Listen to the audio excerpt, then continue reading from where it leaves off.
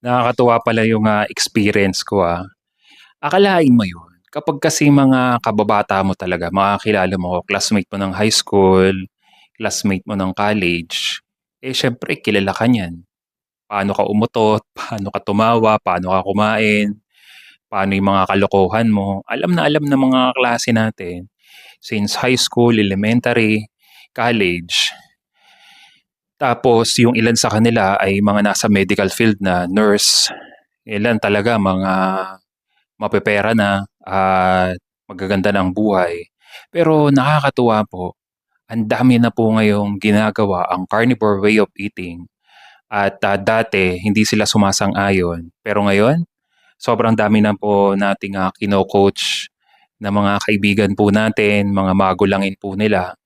At nakikita ko yung wall nila, shine-share na rin nila yung about sa carnivore way of eating.